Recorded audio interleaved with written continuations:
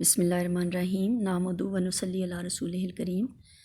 بسم اللہ الرحمن الرحیم۔ آج ہم سورۃ البقرہ کا آیت نمبر 30 سے 34 تک مطالعہ کریں گے، اور یہ چوتھا رکوع ہے سورۃ البقرہ کا، اور اس میں اللہ تعالیٰ نے تخلیق آدم سے متعلق واقعہ بیان فرمایا ہے۔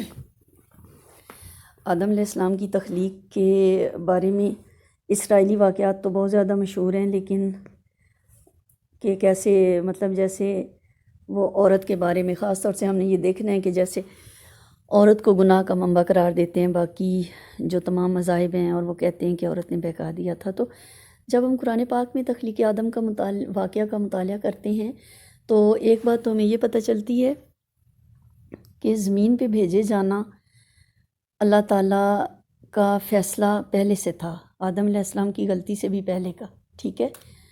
جب فرشتوں سے اللہ نے کہا کہ میں ایک مخلوق پیدا کرنے والا ہوں، تو ساتھ یہ بیان فرمایا کہ میں زمین میں ایک مخلوق پیدا کرنے والا ہوں۔ اور اسی طرح ہم یہ دیکھتے ہیں کہ جہاں بہکانے کا سوال آتا ہے، جہاں بہکانے کا واقعہ آتا ہے، تو اللہ فرماتا ہے کہ شیطان نے بہکا دیا دونوں کو، آدم اور حوا دونوں کو۔ تو اس کا مطلب ہے کہ گناہ کا منبع عورت نہیں ہے، بلکہ گناہ شیطان کرواتا ہے، بہکاتا ہے۔ وہ عورت کو بھی بہکا سکتا ہے، مرد کو بھی بہکا سکتا ہے۔ تو یہ کچھ باتیں تھیں جو میں نے آپ کو بتائیں۔ اب ہم آیات کا ٹرانسلیشن شروع کر لیتے ہیں۔ اعوذ باللہ من الشیطان الرجیم، بسم اللہ الرحمن الرحیم۔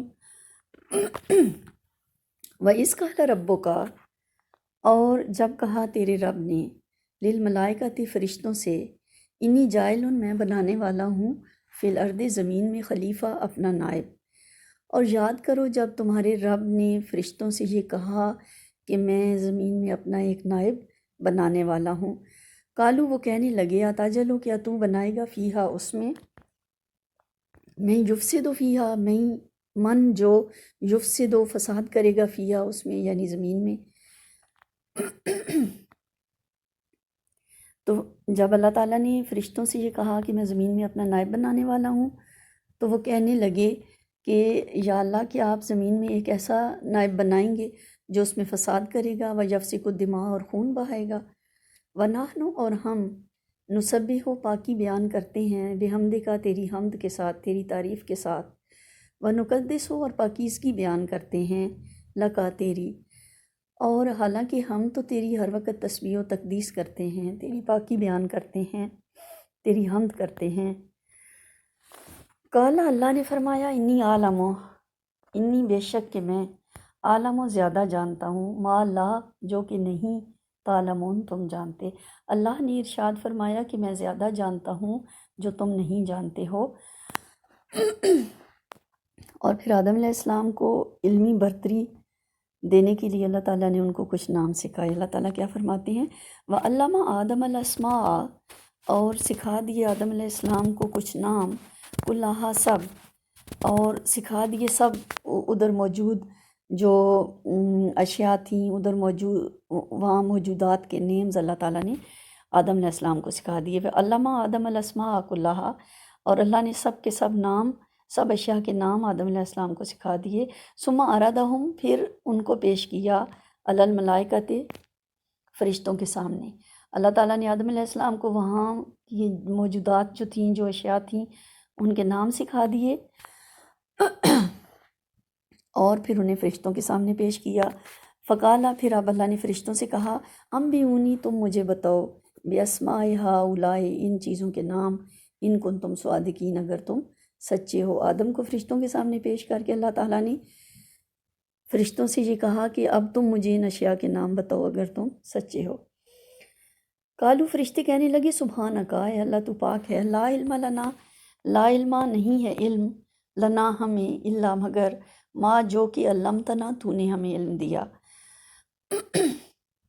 فرشتے کہنے لگے کہ اے اللہ تو پاک ہے، اور ہمیں تو تیرے دیے گئے علم سے ہٹ کے اور کوئی بات معلوم نہیں ہے۔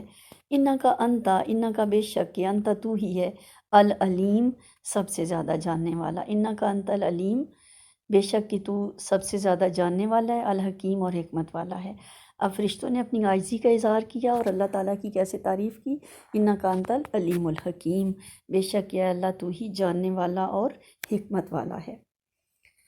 کالا، اللہ تعالیٰ نے کہا، فرشتوں سے کہا نام بتاؤ، انہوں نے نہیں بتائے، تو اب آدم علیہ السلام سے پوچھ رہے ہیں۔ آدم علیہ السلام کو تو اللہ تعالیٰ نے سکھا دیے تھے، اور علم تو صرف وہی ہم حاصل کر سکتے ہیں جو اللہ سکھا دیتا ہے۔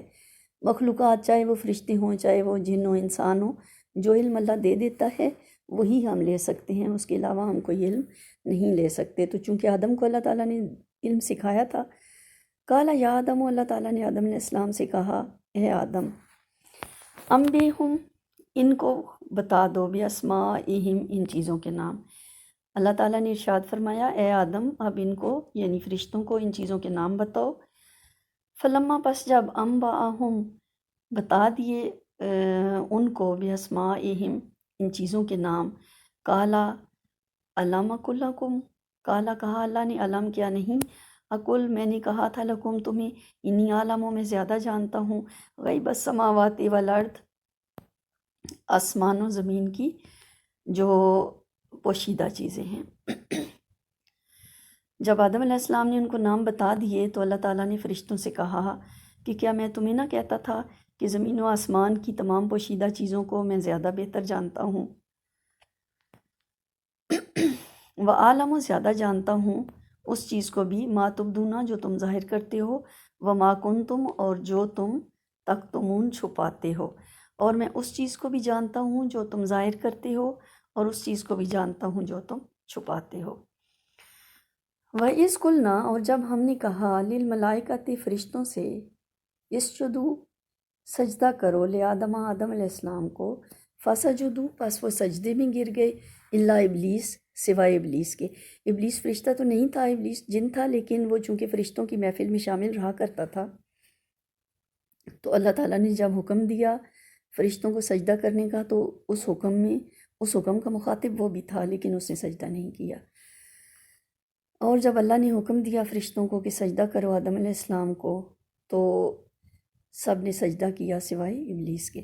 ابا، اس نے انکار کیا، واستکبر، اور تکبر کیا، وکانا، اور وہ ہو گیا، من الکافرین، انکار کرنے والوں میں سے، کافروں میں سے۔ اس نے تکبر کیا اور انکار کیا، یعنی اس کے انکار کی وجہ تکبر تھی، ٹھیک ہے، اس نے انکار کیا اور تکبر کیا، اور وہ کافروں میں سے ہو گیا۔ وما علینا الا البلاغ۔